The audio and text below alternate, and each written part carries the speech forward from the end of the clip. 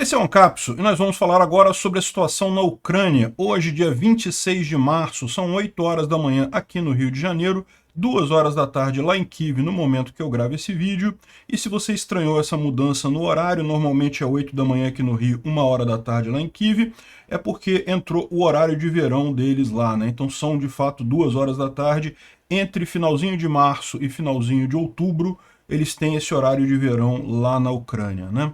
O vídeo dos russos que a gente mostrou ontem, que eles reclamam de estarem sendo usados como bucha de canhão e que a unidade deles tem pessoal que fica na retaguarda para matar quem recua e coisa e tal, isso causou muita discussão lá na Rússia. Um blogger militar russo identificou cada uma das pessoas que estava naquele vídeo e botou o nome das pessoas, ligou o perfil no VK deles lá, e, no final das contas, isso está dando uma grande discussão. Muita gente criticando as pessoas por estarem falando contra esses métodos, outros dizendo que é um absurdo mesmo, que estão sofrendo a mesma coisa. Está causando uma grande discussão lá na Rússia isso, né?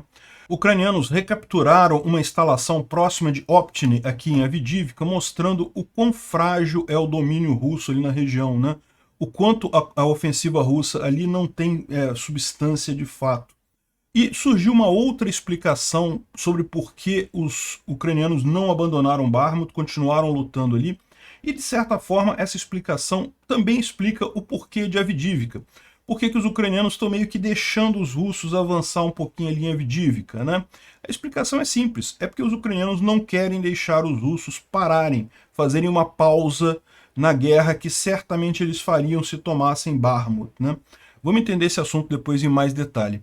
O Putin avisou que vai instalar mísseis nucleares em Belarus, então bem aqui no centro da Europa e coisa e tal. Pessoal, todo mundo preocupado com isso, fazendo um escarcéu disso daí, sendo que não tem motivo nenhum para isso. Os russos já têm mísseis aqui em Kaliningrado, então não faz muita diferença mísseis em Belarus, né? É só mais uma pequena tentativa de chantagem nuclear padrão do Putin. Sempre que ele começa a perder, que ele vê que a perspectiva dele no campo de batalha é ruim, ele apela para essa cartada nuclear. E o que você está vendo tanta gente discutir isso daí é a propaganda russa que quer fazer disso uma grande questão. Isso não é novidade nenhuma, a gente vai mostrar aqui e não faz diferença nenhuma. A OTAN muito provavelmente vai só fazer reclamar formalmente disso daí e talvez mandar mais arma para a Ucrânia, mas não vai fazer tomar nenhuma atitude em relação a isso.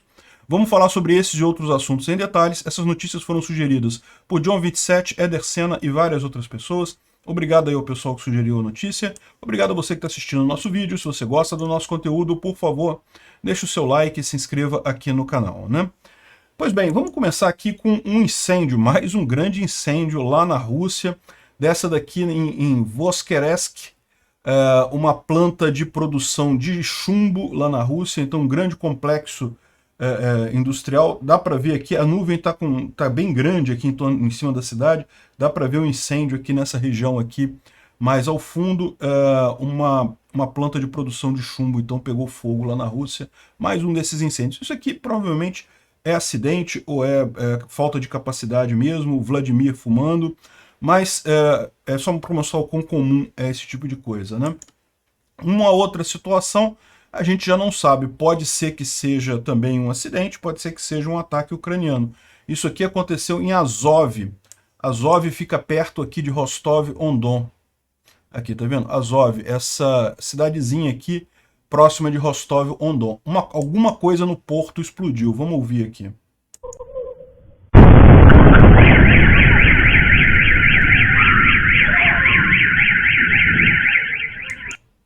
Não dá para ver nada, o barulho, só dá para ouvir o barulho do que aconteceu, mas deu para ver que foi uma grande explosão ali na região do porto ali de Azov, né? Aí aqui já não dá para saber. É possível que tenha sido só acidente também, mas será que teve algum ataque ucraniano ali? Não dá para saber. Certamente Rostov é uma cidade que os russos têm usado para o esforço de guerra, né? Para apoiar o esforço de guerra russo. É um porto, não é um porto muito bom aqui, porque o mar de Azov ele é um mar muito raso, né? Não tem muita profundidade. Então navios de grande profundidade, grande calado, não conseguem chegar aqui em Rostov. É um porto, mas não é um porto assim tão importante. Os portos mais importantes da Rússia nessa região ficam nessa costa aqui, Novorossiysk, principalmente. Tuapse também é outro porto grande. Bom, e então o primeiro foi acidente com certeza, o segundo a gente não sabe, o terceiro a gente sabe que foi ataque ucraniano. Esse daqui foi o que aconteceu num local lá em Svatov, onde os russos tinham um conjunto de tropas ali, né? Seria nessas casas aqui na região de Svatov que foram atingidas por HIMARS ucranianos, né? Aqui ó, tem até o cara da plaquinha mostrando a destruição causada e coisa e tal.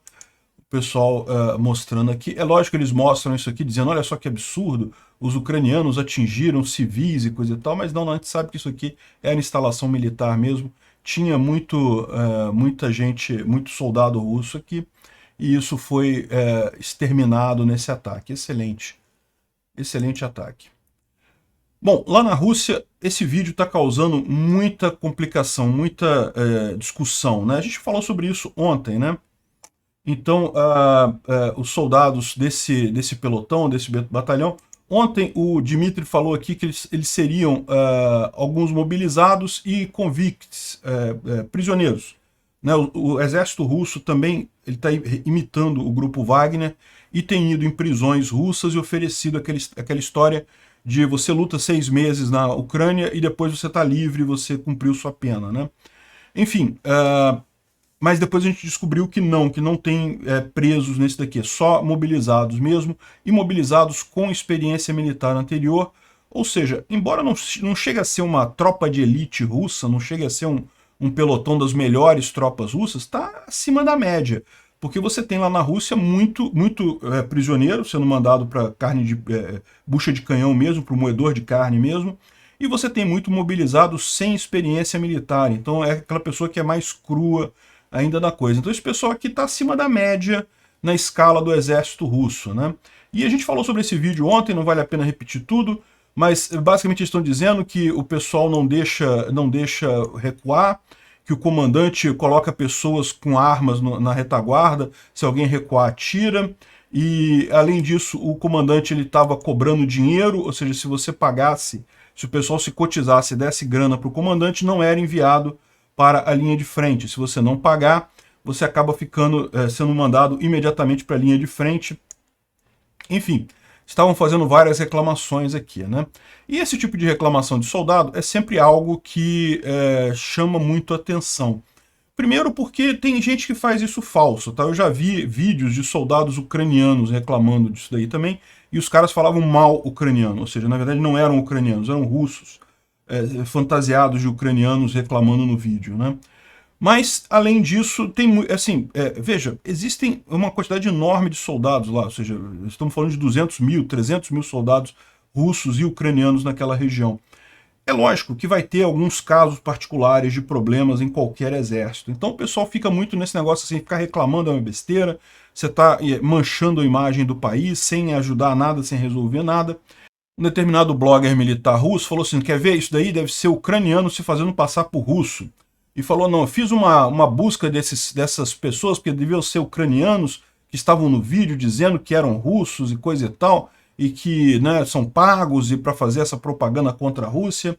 E eu não vou escrever os nomes e sobrenomes dessas pessoas, mas a principal coisa é que eles são vivos e foram identificados como guerrilheiros russos mesmo, e não são todos da mesma região, mas de diferentes regiões, por exemplo, Arhangelsk, Kaliningrado, Rostov-on-Don, Rusk e coisa e tal, e vários deles já serviram anteriormente no Exército, alguns são voluntários desde 2014, 2015, ou seja, o que ele fez foi, ao contrário de provar que eram ucranianos se fazendo passar por russo, ele acabou identificando os caras como russos mesmo, né? E é o pessoal do Greyzone, eles são ligados ao grupo Wagner, né?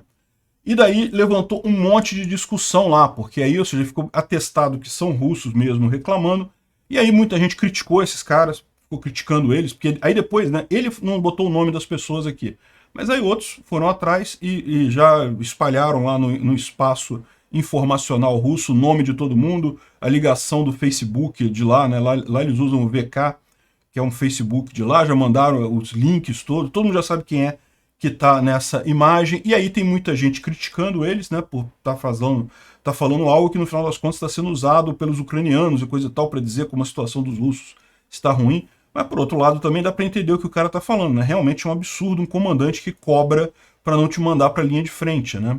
Enfim, essa é a grande discussão que está tendo lá na Rússia em cima desse vídeo aí.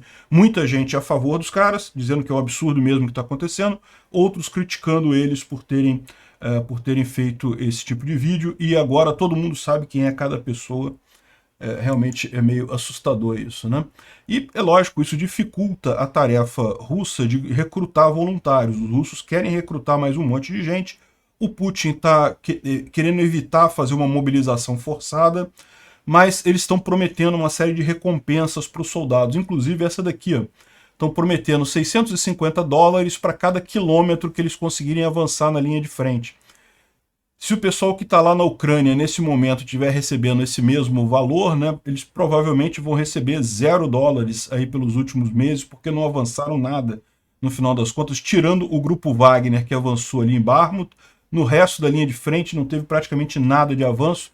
Então é muito engraçada essa promessa russa aqui de pagar por quilômetro avançado, né? Dizem que foi alguma coisa desse tipo que acabou causando as tragédias ali em Vuhledar. Justamente os comandantes tinham algum tipo de incentivo monetário para conseguir avançar sobre a cidade. Quem conseguisse entrar em Vuhledar primeiro ganharia um prêmio ou coisa do gênero. E isso acabou fazendo com que eles se jogassem para tentar tomar a cidade de qualquer custo o mais rápido possível, antes dos coleguinhas.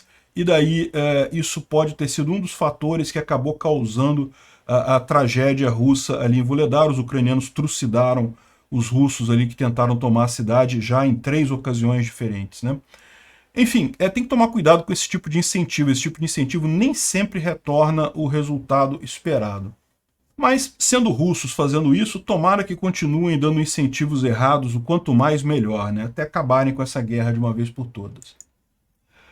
Bom, o Rafael Grossi, que é o chefe da IAEA, né, aquela instituição da ONU sobre energia atômica, disse que vai novamente a Zaporísia porque, segundo ele, a situação está crítica.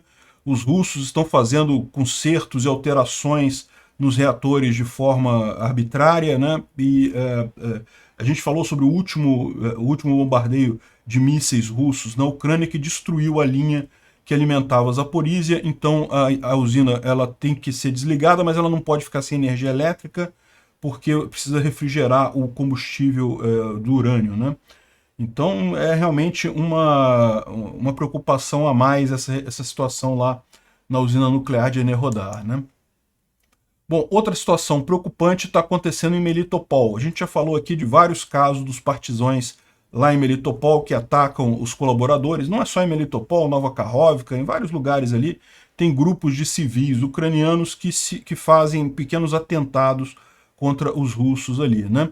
Parece que tem mais de 500 cidadãos lá de Melitopol em câmaras de tortura, principalmente depois que teve mais alguns ataques com sucesso por lá, ou seja, os russos estão aumentando a repressão ali na região, o que é ótimo, o que significa que o povo ucraniano de lá vai receber de braços abertos os ucranianos quando eles forem libertar Melitopol, né? E, lógico, não adianta nada fazer isso, a questão toda é que os russos estão numa posição errada, eles são invasores, eles são ocupantes, não tem nenhuma justificativa ética, moral ou de qualquer tipo para eles estarem ali, então não vai acabar isso daí, vai continuar o pessoal protestando sempre que possível, né? Bom, e uma notícia positiva, os ucranianos retomaram isso daqui, que é uma antiga base de mísseis, um antigo complexo de mísseis, que já está destruído há muito tempo, não tem mais nada ali, mas de qualquer forma é uma posição defensiva que fica no nordeste de Vezeli. É que tem tanta cidade com o mesmo nome lá na Ucrânia que é melhor você ver realmente pela coordenada. E pela coordenada a gente sabe que é aqui, ó, é essa região que eles estão falando. E repara onde é que é isso, né? É bem aqui do lado de Optine e ao sul de Avdiivka, ou seja, a gente está falando aqui, ó, da região de Avdiivka, de algo aqui, ó, é bem aqui nessa região, ou seja, mostra que esse exagero vermelho que tem aqui nessa região realmente não corresponde à realidade, né? É muito mais frágil isso daqui, os ucranianos conseguem retomar com muita facilidade. E, inclusive, aqui em Avdiivka, esse era um ponto que o pessoal estava fazendo, que os russos e ucranianos estavam lutando aqui nessa região, coisa e tal, e de repente os russos conseguiram avançar bastante coisa, mas que muita gente estava dizendo que era quase como se os ucranianos estivessem deixando os russos avançar um pouco aqui, né? E ficou na dúvida esse tipo de coisa. É lógico que os russos queriam avançar, eles querem cercar a Avdiivka, né? Querem conseguir cercar aqui a coisa toda. Isso levantou alguns questionamentos aqui. E a gente vai ver mais adiante que tem um pessoal discutindo o porquê de aqui em Bakhmut, mais ao norte, os ucranianos não terem abandonado a cidade. Já estava mais do que na hora de abandonar a cidade. Não tem nenhuma utilidade estratégica aquela cidade. Por que os ucranianos continuaram ali, né? E é bem interessante o que eles falam. Bom, antes da gente falar sobre isso, aqui tem um vídeo que os russos fizeram, dizendo que conquistaram uma grande fábrica de metais ali, uma grande metalúrgica ali, e o pessoal está dizendo aqui que é a Azon, né? A Azon é essa região aqui, ó, essa grande siderúrgica que tem aqui, essa metalúrgica que tem aqui em Bakhmut, e de fato uma parte dela foi tomada, tá? Agora, não foi tomada toda ela, tá? O que os russos podem ter pego é um dos armazéns que tem lá, uma das partes que tem lá. O grosso dela ainda está em disputa e continua em disputa com idas e vindas, né? Mas aquele negócio você fica pensando, por que os ucranianos estão defendendo isso daqui? Não faz sentido nenhum, né? Podia sair de uma vez e coisa e tal. Mas a história toda é justamente a questão das baixas que eles causam, né? Ou seja, o atrito que os ucranianos conseguem com isso daqui. Aqui o Wall Street Journal diz que as linhas de frente ali em Bakhmut parecem que estão se estabilizando. Foi o que a gente falou ontem, né? Na verdade, quem falou isso foi o Zaluzhny, né? O general ucraniano. E a questão toda é justamente, eles falam aqui que isso acabou, os russos acabaram perdendo muito pessoal ali tentando tomar Bakhmut, mas os ucranianos tomaram também. Então tem todo esse questionamento sobre será que valeu a pena mesmo? Será que o grupo Wagner perder 10 prisioneiros, né, 10 caras com pouco treinamento, e o ucraniano perder um cara, mas é um cara que tem um treinamento militar, né? Será que realmente vale a pena essa troca, né? E até se você considerar população por população, a população da Rússia é 3 vezes maior do que a da Ucrânia. Então seria um problema essa conta matemática simples aí, mesmo que estivessem morrendo 5 russos para cada ucraniano, como era a conta sendo feita pela OTAN, ou 7 russos para cada ucraniano, como era a conta feita pela Ucrânia, né? E a gente chegou a discutir isso também algumas vezes, né? O pessoal falando, não, porque, poxa, ok, eles estão conseguindo fazer a atrição, conseguindo matar os russos, mas está cada vez mais difícil, porque uma vez que a situação não é mais favorável, né? Quando você tem uma posição defensiva favorável, é tranquilo você ficar matando o inimigo acaba tendo que perder muita gente para avançar qualquer coisa. Mas o fato é que a situação aqui já não é mais tão favorável assim, né? Os ucranianos já estão aqui num aperto e coisa e tal, e continuam lutando ali. E aí isso é sempre uma questão, chegou durante um tempo o pessoal a criticar muito o general Syrskyi, porque ele estava justamente insistindo em manter Bakhmut, e ficou essa dúvida, ficou esse questionamento, e enfim, surgiram agora 2 textos que falam sobre esse tipo de situação. Um deles é do Philip O'Brien, em que ele fala justamente sobre isso, por que a defesa da defesa de Bakhmut, ou seja, por que os ucranianos deveriam mesmo manter a defesa lá em Bakhmut, e o que ele passa aqui, em parte, é justamente o que a gente já tinha falado aqui, o meu argumento para isso, que é simplesmente os ucranianos, o alto comando ucraniano, os generais ucranianos, eles têm muito mais informação do que a gente tem, então você presume que eles iriam tomar a decisão correta. A verdade é essa, né? Muita gente tem essa impressão que as outras pessoas pensam errado, que a lógica das pessoas está errada, que elas estão raciocinando mal, mas na verdade o que geralmente acontece é que as pessoas têm um outro conjunto de informações que elas estão submetidas diferente do seu, e por isso que elas tomam a decisão diferente da sua. A lógica é a mesma. A lógica para todas as pessoas é a mesma, todas as pessoas pensam de forma muito parecida. O que muda é a informação que a pessoa tem para tomar a decisão. E você só pode imaginar que eles têm muito mais informações do que a gente. Por mais que a internet tenha trazido uma revolução nesse aspecto, hoje em dia a gente vê muita informação, muito mais informação. É impressionante você ver aqui brigas, né, lutas que aconteceram no mesmo dia, a gente já está noticiando aqui no dia seguinte. Enfim, é muito rápido, é muita informação que a gente tem com essa guerra.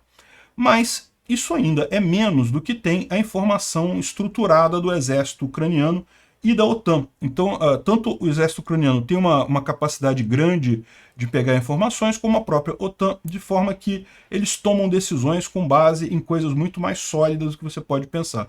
É realmente uma ilusão achar que a gente que está acompanhando a guerra vai ter uma decisão melhor do que os caras que estão lá fazendo a coisa diretamente, né? Não quer dizer que eles vão acertar sempre, lógico, né? A guerra sempre envolve risco, sempre você tem risco de um lado e risco do outro, não existe decisão certa numa guerra, mas eles estão muito mais capacitados para tomarem essa decisão do que qualquer outra situação. Mas eu achei muito interessante a opinião aqui do Anders Puck Nielsen, que é um especialista militar lá da Dinamarca, e ele tem um canal em inglês e coisa e tal, e ele estava explicando aqui o que ele acha que é o motivo mais apropriado para isso daí. De novo, ele fala a mesma coisa que o Phillips O'Brien, que é os ucranianos têm as informações, eles sabem o que estão tomando a decisão, então a decisão deve ser a correta. E pensando desse jeito, por que pode ser essa a decisão correta? O que os ucranianos viram para manter Bakhmut ao invés de abandonar a cidade? E a questão toda é a seguinte, a estratégia ucraniana em Bakhmut, todo mundo sabe, é desgastar as tropas russas, é atritar, é matar muitos russos.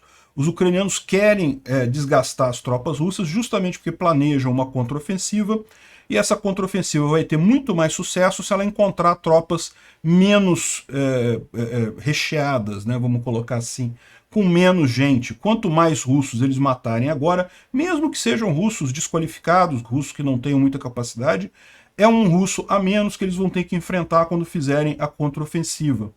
Então a ideia dos ucranianos é justamente fazer o atrito, atritar, brigar com os russos em posição que os russos avancem.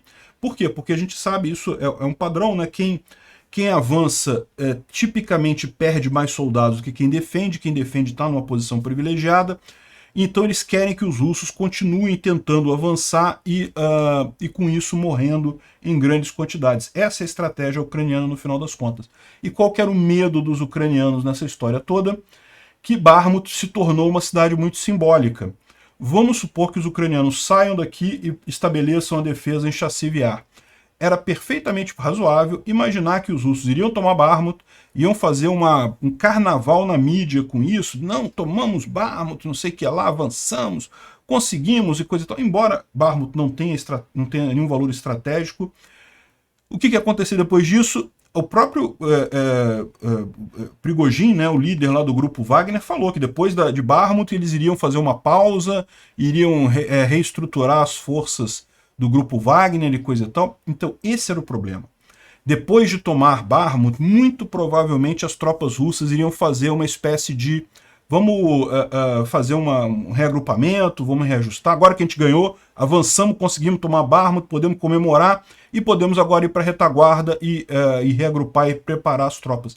E os ucranianos não querem isso, eles querem que os russos continuem atacando, justamente porque eles conseguem dessa forma diminuir a quantidade de russos, conseguem atritar os russos. Então por isso defender Bakhmut ficou tão importante, mesmo que o nível de atrito que eles consigam, mesmo que eles não estejam conseguindo matar mais tantos russos por ucraniano quanto estavam antes, ainda é fundamental manter Bakhmut para manter os russos brigando.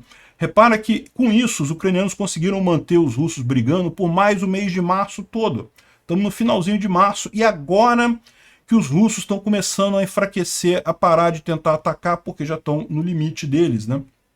Então, se os ucranianos tivessem lá no final de fevereiro, como muita gente falou, né, lá no final de fevereiro, entregue Bakhmut, o que eles teriam feito? Teriam feito a comemoração, reagrupamento e coisa e tal, e parariam de tentar avançar, ou seja, não dariam a oportunidade aos ucranianos de ficar matando o russo esse tempo todo. Então essa é a questão. Mesmo que o fator não seja tão bom, ainda valia a pena manter Bakhmut para evitar que os russos entrassem num reagrupamento, numa restauração de tropas e se preparassem para a contraofensiva, né? Enquanto eles não tomam Bakhmut, eles não têm essa alternativa, porque se eles recuarem agora, não, vamos fazer um reagrupamento agora, vai ficar parecendo derrota para eles. Eles não vão parar, né? Eu acho que ele matou essa charada, o Anders Puck Nielsen. Quem quiser no canal dele, é o nome dele aqui, ó, bem interessante as colocações que ele fez. Ele não libera muitos vídeos, não. É muito de vez em quando que ele libera um vídeo, mas realmente eu achei o ponto que ele fez bastante interessante, né? Bom, só para complementar a linha de frente, eu já adianto para vocês que não teve nenhuma outra grande novidade aqui. Bakhmut continua a mesma situação, os russos avançaram um pouco ao sul, avançaram um pouco ao norte, mas também nada significativo. No flanco aqui, os russos continuam tentando tomar Orihovo, Vasilivka e não conseguem, e também avançar aqui para oeste também não conseguem. Aqui na região de Soledar, mais ao norte, ele está falando aqui, ó, dessa região aqui, ó, Fedorivka e Rozdolivka, que são essas duas cidades aqui, também os russos tentam avançar aqui para tentar atingir Siversk, mas também já há muito tempo que eles tentam e não conseguem, e o que aconteceu recentemente é que nas últimas 48, 72 horas não teve nenhuma tentativa de avanço russo ali. Eu acho que eles desistiram de fato disso dali, né? Então, fora isso, não teve nenhuma grande novidade, tirando esses pontos que a gente mencionou aqui, né? A Azon aqui em Bakhmut e lá aquele complexo de mísseis em Avdiivka. O Instituto para Estudo da Guerra foca a análise dele aqui na entrevista do Putin, que a gente vai falar daqui a pouco, que é justamente sobre a produção de tanques e coisa e tal, que a Rússia agora vai reativar o seu complexo militar e vai produzir 1.600 tanques por ano, e o Ocidente pode mandar 400 tanques para a Ucrânia, que não vai fazer diferença, que a gente vai produzir 1.600 por ano e coisa e tal, e não vão. Enfim, e também mais adiante ele fala sobre a questão de colocar armas nucleares táticas em Belarus no dia 1º de julho. Isso daí, na verdade, é só mais uma etapa dessa escalação nuclear, desse negócio. O Putin sempre faz isso, mas enfim, eles colocam que ele continua, o risco de realmente chegar numa guerra nuclear continua extremamente baixo, né? O Putin já planejava colocar armas nucleares em Belarus bem antes de 2022 e escolheu esse momento só pela questão informacional, para fazer propaganda. Tentar colocar de novo o mundo naquela história. Se o Ocidente ficar ajudando a Ucrânia, vai ter guerra nuclear e coisa e tal. Não vai ter. Não vai ter guerra nuclear. É só que isso é a única cartada que restou ao Putin, né? Antes da gente chegar na entrevista do Putin lá, que ele falou aquelas coisas todas, vamos falar primeiro de um outro absurdo que aconteceu ontem, do vazamento de alguns documentos do FSB que confirmam que o Putin planejava estabelecer campos de concentração na Ucrânia e um terror de casa a casa, ou seja, o FSB iria entrar em Kiev, em cada casa de Kiev, para tentar pegar ucranianos e coisa e tal, e separar o pessoal que é favorável à Rússia do pessoal favorável à Ucrânia. E, enfim, estabelecer um reino de total terror na Ucrânia era o plano original do Putin na invasão dele, né? A gente vê agora como foi importante a Batalha de Kiev, né? Porque, de fato, o plano russo quase funcionou, né?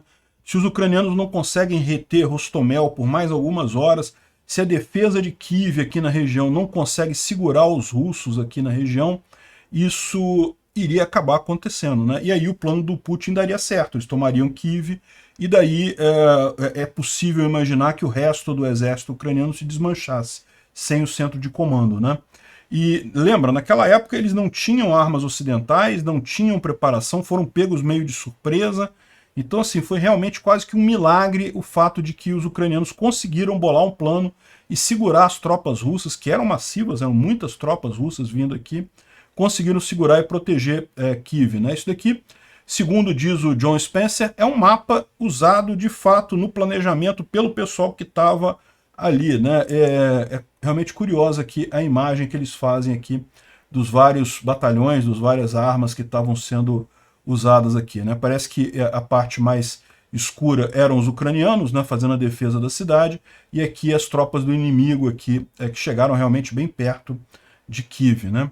E, muito importante lembrar, fazem exatamente um ano da vitória ucraniana na Batalha de Kiev. Foi justamente no dia 26 de março, há um ano atrás, que os russos anunciaram que iriam sair do norte da Ucrânia, ou seja, perderam completamente a Batalha de Kiev, e não foi nenhum gesto de boa vontade. Como a gente falou nos vídeos da época, os ucranianos estavam avançando, já estavam cercando, ou seja, os russos saíram porque tinham que sair, porque seria muito pior para eles se continuassem insistindo aqui no norte da Ucrânia, né? Não teve gesto de boa vontade nenhum. Um ano da grande vitória ucraniana no norte. Mas a coisa mudou, né? Os ucranianos conseguiram repelir os russos lá em Kiev, conseguiram segurar os avanços deles em outros lugares e até retomar muita coisa. E aí agora o Putin está altamente chateado porque o Ocidente continua mandando ajuda para a Ucrânia e eles estão se vendo agora na situação de que a ofensiva de inverno deles não funcionou, não conseguiram avançar nada e sabem que vai vir uma contraofensiva ucraniana muito forte agora, com muitas armas ocidentais. E daí, aqui tem um videozinho engraçadinho de um tanque russo que acaba sendo destruído por um Javelin, mas o Putin falou que não tem problema porque eles já vão usar várias outras armas que eles não usaram ainda, como por exemplo o T-54, T-34, catapultas e coisa e tal, né? O pessoal está fazendo brincadeira aqui. Mas o fato é que foi justamente isso que o Putin falou na entrevista que ele deu ontem lá para uma rede de televisão lá. Aqui a RIA Novosti, que é uma revista russa, né? Tá falando aqui a íntegra da entrevista e coisa e tal, e como é um absurdo que os Estados Unidos estão mandando tanques, e ele fala da munição de urânio depletado como se fosse uma coisa assim. Urânio depletado é um pouco melhor do que tungstênio, né, em munição para perfuração de tanque, mas não tem nada de mais, não tem nada de nuclear, não tem nada de diferente. E daí, mas lógico, né, a propaganda russa não, porque isso pode causar, pode gerar problemas de câncer nas pessoas e coisa e tal. Olha só, se você for atingido por uma munição de urânio depletado, se você não morreu ali no momento que você foi atingido, você já está com sorte, meu amigo. A arma é para matar as pessoas mesmo, não tem esse negócio não. Enfim, e a radiação do urânio em si é muito pequena para causar danos à população civil ou a outras pessoas. Enfim, é claramente caso de propaganda, a gente já falou sobre isso, não tem lógica nenhuma esse negócio de criticar o urânio depletado ou urânio empobrecido, como algumas pessoas dizem.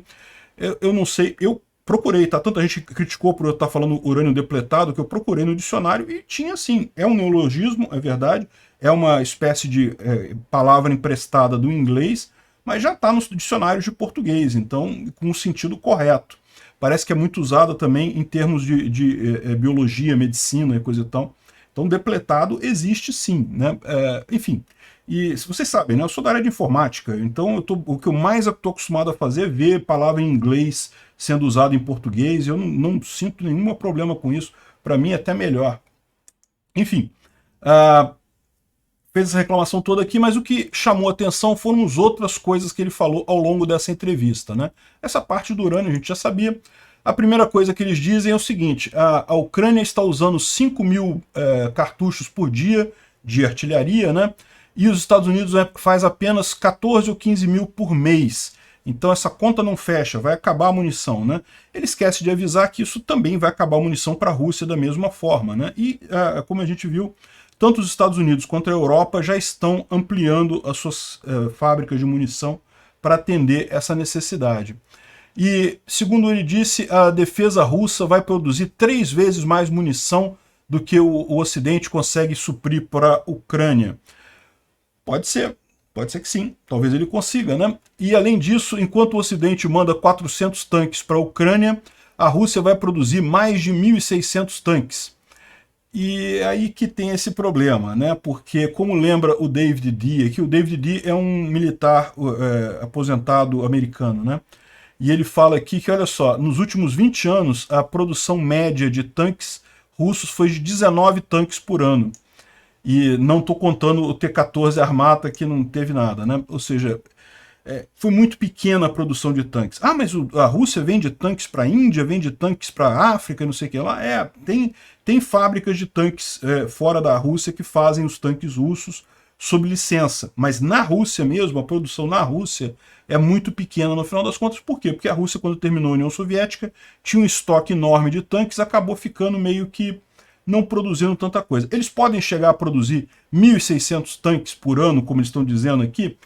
Até pode, né? Eles têm fábrica para isso, têm capacidade, mas a verdade é que é pouco provável isso daí. E também, como diz o Defimon, vão ser 1.600 tanques sem dispositivos óticos e eletrônicos, porque a Rússia não consegue isso devido às sanções, né? Enfim, o Putin está ameaçando, dizendo que não, que a gente vai produzir muito. Munição, eu acho que eles são capazes de produzir mesmo. Munição, eles devem ter indústria para fazer isso. Não vai ser fácil, tá? Porque reativar essas indústrias é complicado, mas pode ser que eles consigam. Agora, os tanques, eu duvido muito, né?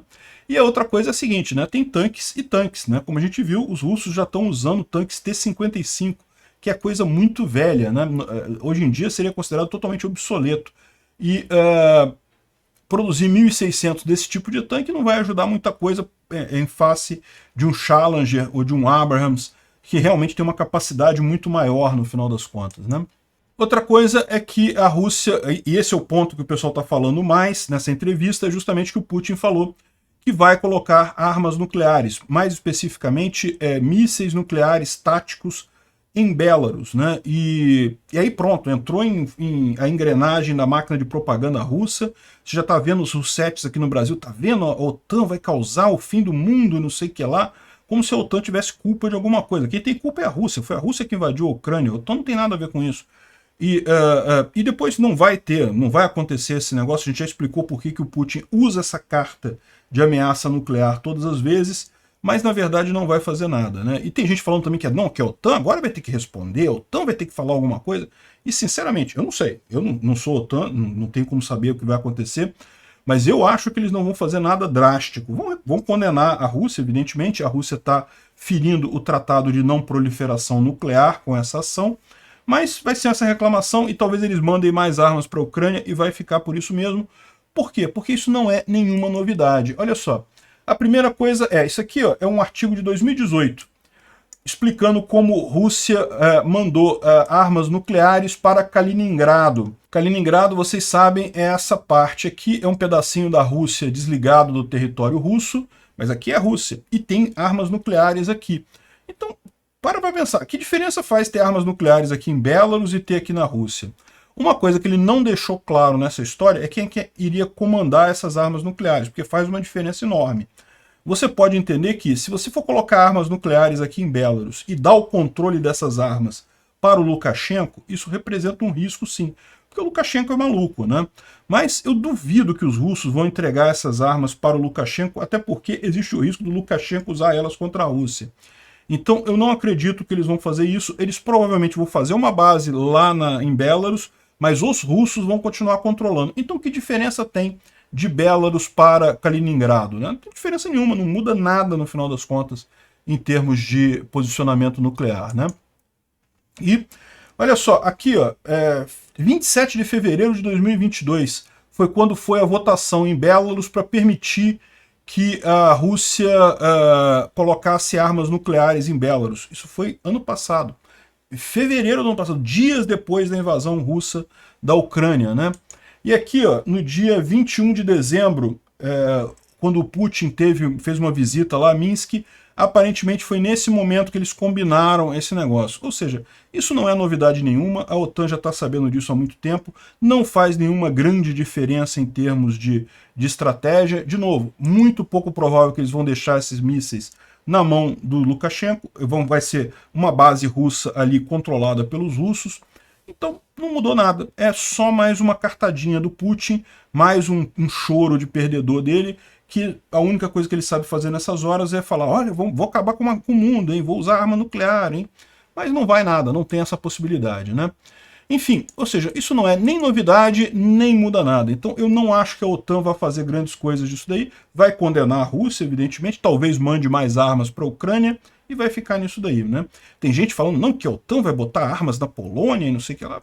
Que diferença vai fazer? Já tem Kaliningrado? Que diferença? Outra coisa também, essas armas todos, esses mísseis todos têm alcances muito maiores, meio que não faz grandes diferenças, né? Foi-se a época que os mísseis precisavam estar em Cuba para atingir os Estados Unidos. Hoje em dia, os mísseis de qualquer lugar atingem os Estados Unidos sem problema nenhum, né? Enfim, estão fazendo um escarcéu em cima disso daqui, principalmente porque é a ideia da propaganda russa de causar o medo nas pessoas de uma guerra nuclear, mas não tem nada de significativo nisso. Bom, outra coisa que o pessoal está falando também, o David D está falando aqui também, que muita gente está falando sobre, não, quando a China começar a ajudar a Rússia, aí pronto, aí a Ucrânia acaba, não sei o que lá. E ele fala aqui que não tem indicação disso não. A maior empresa de transporte marítimo lá da China, na verdade, anunciou que não vai mais mandar containers para a Rússia, justamente para evitar sanções secundárias, né? A China proibiu a manutenção de aeronaves russas na China. A mesma coisa que a Turquia fez. Por que isso? Para evitar sanções secundárias, né? A China baniu cartão de crédito russo na China. Se recusou a mandar essa última visita do Xi Jinping. O Putin esperava que ele mandasse pelo menos o que eles chamam de dual use machines, ou seja, máquinas de duplo uso, coisas que podem ser usadas numa guerra e coisa e tal, e ela se recusou a mandar mesmo isso. E, enfim, mandou no final das contas, a única arma que parece ter ido foram 1.000 AR-15 semiautomáticas. Isso não quer dizer absolutamente nada no final, né? Enfim, um monte de informações aqui sobre... A China bloqueou a Coreia do Norte de mandar armas para a Rússia, proibiu a Coreia do Norte de mandar armas para a Rússia, por aquilo que a gente falou. A China não tem nenhum interesse na vitória russa sobre a Ucrânia. A China quer que a guerra acabe rápido para voltar à economia e ela se livrar desse negócio, né? A Rússia tá piorando a situação. É lógico, ela não quer se indispor com a Rússia, mas a verdade é que a Rússia nesse momento não tem alternativa. O que a China quiser, a Rússia vai fazer, né? Tanto que dizem também que o Xi Jinping foi embora da Rússia várias horas antes do previsto. Era previsto que ele ficasse o segundo dia inteiro lá na Rússia antes de voltar para a China, mas eles não chegaram a nenhum acordo nesses termos, então o Xi Jinping voltou até antes para não perder tempo com isso daí, né? Ou seja, essa ideia de que a China vai ajudar a Rússia, não vai não. E olha só, teve mais notícia aqui. O Xi Jinping rechaçou o uso de gás russo e limitou o apoio chinês à aventura bélica de Putin na Ucrânia. Como a gente disse, não é interesse da China ajudar a Rússia. A China quer que a guerra acabe. O Xi Jinping foi lá numa de tentar convencer o Putin a parar a guerra, a fazer a paz. É aquilo que a gente falou, ele tinha um plano de paz e coisa e tal. A imprensa chinesa só falava no plano de paz do Xi Jinping. A imprensa russa só falava no Xi Jinping ajudando com armas a Rússia. E aparentemente nem o gasoduto Poder da Sibéria, que é um gasoduto que o Putin queria, o financiamento chinês para a construção desse gasoduto, nem isso ele conseguiu no final das contas, né? Para o Putin ver o quanto que ele perdeu. A Europa financiou os gasodutos todos entre a Rússia e a Europa, e olha o problema que isso deu para a Europa, né? Acabou perdendo tudo. Talvez por isso que a China não quis fazer negócio com a Rússia. Vou financiar um gasoduto para você me vender gás barato, para eu ficar dependente de você, e depois amanhã vai ter uma guerra qualquer, você vai ameaçar cortar o meu gás. Melhor não, né? O Putin colocou a Rússia nesse tipo de problema. Bom, uma outra curiosidade, mas isso aqui era esperado, né? Porque cada vez mais russas viajam ao Brasil para dar à luz. É o mesmo motivo pelo qual elas viajam para a Argentina, a gente já falou sobre isso. Aqui no Brasil também, você nasceu no Brasil, você é brasileiro, então o filho já tem automaticamente dupla cidadania, como brasileiro e russo, porque é filho de pais russos. Então eles veem isso como uma opção, né? As russas veem isso como uma opção. E além do que, se elas quiserem, elas ficam aqui no Brasil um ano. Depois que você tem um filho brasileiro, você pode morar no Brasil, você tem o direito de morar no Brasil. Depois de um ano morando no Brasil, você pode requerer a naturalização, ou seja, ganhar um passaporte brasileiro. Então, isso é uma coisa que muitos russos têm feito. Tem feito muito na Argentina, mas por uma questão de clima lá ser mais similar ao da Rússia, coisa e tal. E aqui no Brasil, adivinha, a maior parte vai para Florianópolis, justamente lá no sul do Brasil também, onde também tem um clima um pouco mais compatível, né? Embora seja, né, o pessoal vê, o inverno nosso aqui é verão para eles lá, né? A verdade é essa. Mas enfim, tem vindo muito para o Brasil também para dar à luz aqui, né? E por último, um problema aqui para o Brasil. Vocês lembram daquele Sergei Cheskarov, que era um russo que se fez passar por brasileiro, então ele esteve aqui no Brasil, ele morou no Brasil muito tempo, era um espião russo, e daqui ele tentou uma vaga no Tribunal Penal Internacional, ele ia ser estagiário lá, só que foi descoberto como um agente do FSB, na verdade, desculpa, um agente da GRU, né, que é o Serviço Secreto Russo, e no final das contas ele foi preso, ele está preso lá em Brasília, lá na Papuda, e o que aconteceu com isso? A Rússia fez um pedido de extradição para o Brasil. E o Brasil está aceitando, porque, né, por tradição, se o país da naturalidade do prisioneiro pede a extradição, se estiver cumprindo todos os acordos, essa extradição é feita, né, para ele cumprir pena lá na Rússia. Curiosamente, o Brasil coloca como objeção apenas que ele não pode ter penas piores do que aqui no Brasil. Então, se, por exemplo, o crime que ele cometeu aqui no Brasil tem pena de 10 anos e lá na Rússia tem 20 anos de pena, a Rússia tem que aceitar que ele só vai ficar 10 anos preso. Só que qual que é o erro dessa história? O erro dessa história é que esse cara é um espião russo.